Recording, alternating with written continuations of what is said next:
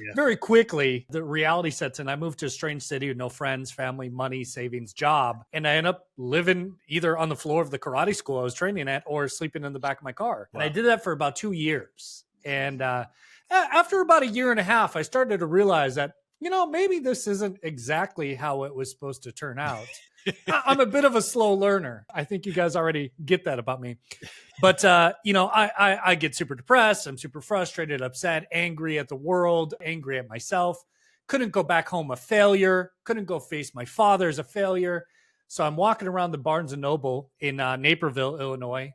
And it's February in Chicago, 30 below zero. So I'm just walking through the bookstore to stay warm. It wasn't like I was trying to read anything, because who does that? Read books. But I saw a little book on the shelf, Awaken the Giant Within by Tony Robbins. And It was $20. And that was the last I had in my pocket that night, was $20. And, call it the universe talking to me, divine intervention, whatever the hell you want to call it. I bought that book. Probably would have been a better story if I stole the book, but I spent the last money because, I didn't eat for the next 2 weeks. I was going to the dollar menu every day, but I read that book and it transformed my life. And that set me on a trajectory to go back home to Minnesota, where I'm originally from, and open up a karate school. I was lucky enough to become one of the largest in the country, one of 4 largest at that point. So we did extremely well, sold that, moved to China, because why the hell not? And I started traveling from there, because that was a big dream, to go travel and see the world. So I went to about. It wasn't chasing the Jackie Chan thing and trying to get. Well, yes, of course. But I had a buddy who was teaching English over there. So I said, I'll come over there. So I sold that business, started traveling, did about 65 countries, lived in about 7 of them. And then a buddy of mine, he had just sold his business and lost his mind at the same time that I'd sold my business, lost my mind. And we ended up building a business together where we did, this jump is amazing, right? From karate school to offshore asset protection and corporate services. Wow. Yeah. You can see the connection, right? Yeah. Wow. Yeah. Wow.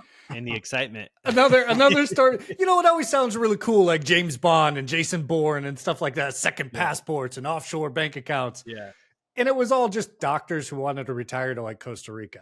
They're just, I need a bank account to pay my rent down here, and I need a condo. Can you help me find a condo? So what led to that, though? Again, super long story. we were going to start a personal development academy because I was such a huge fan of Tony Robbins. This is long before I met him. And we had this seminar all set up.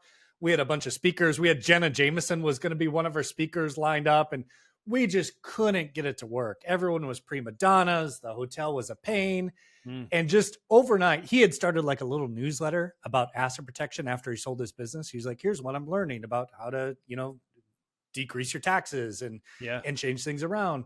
And he's like, what if we just stop personal development and did this instead? Because I've got a free place we can do it at. We've got a bunch of people on this list. We can just start doing it. And that business did extremely well. But as you can imagine, just judging by my personality, the doom and gloom was too much for me to handle.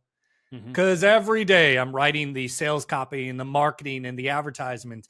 The dollar is going to crash. Gold is your only chance. And you're all going to die. And the government's out to get you. And, it's probably all true. But at the same time, I can only focus on it so much. Right. Most people turn off the news so they don't have to hear that. But you literally had to write the news. Yeah, exactly. Yeah. Right. Huh. So anyways, long story short, I got real burnt out of that. And I just went into marketing. And because that was kind of the skill set that I developed through the karate school and through building this, we did seminars and stuff, through filling up those seminars and selling international investments and all of that. I did pretty good. I did a couple launches for a big company called Agora. If you guys know who they are, they do financial newsletters.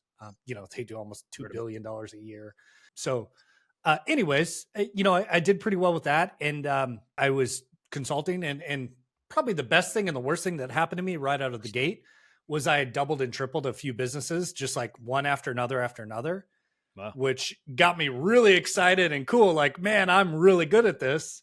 So I fired all my clients and took on 3 or 4, 3 technically, that were all just pay for performance. Which just sounds really cool because I wanted to be one of my heroes, Jay Abraham, who's a big marketing guy. Yep. And so I got to meet Jay and get studied with him for over a year. And that was really cool. But so I'm like, I'm going to be like Jay. I'll charge 10% of the upside. This is going to be great. Made them millions of dollars. And when it came time to pay me, they didn't. Oh no. So I was chasing almost $900,000 just every day. The job stopped being marketing and started to become bill collecting. And so I'm living in Eastern Europe at this point, living in Latvia, just chasing money all day long, very unhappy with what I'm going to do. My visa was up. I had to come back to the US. So I was like, what do I do next? Where do I go? And I had met Tony Robbins' doctor. Huh. And he said, "Hey, I want to introduce you. I've been to your events. I know that you got the energy. This would be really good for you.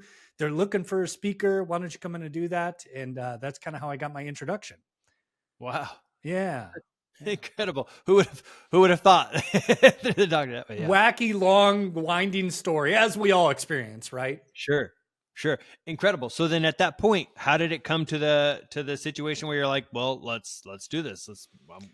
I'm on your team now. Like, how did that look? You know, it was again, the movie script version. It always sounds a little different than reality, right? Yeah. For me, when I first got in, they hated my guts. The manager of that division just did not like me for whatever reason, didn't like my personality, didn't like who I was. I was the only speaker who had come in or tried to be a speaker at the beginning who had actually owned my own businesses and sold them and done all that. Everyone else was this was just another job for them. I'm like, no, Tony Robbins changed my freaking life. I'm going to go change lives. Like, Yeah. I'm here to tear this thing open. Anyways, hated my guts. So I started in the cold calling division. So I was cold calling, booking meetings, speaking gigs for the guy who was hired in my place.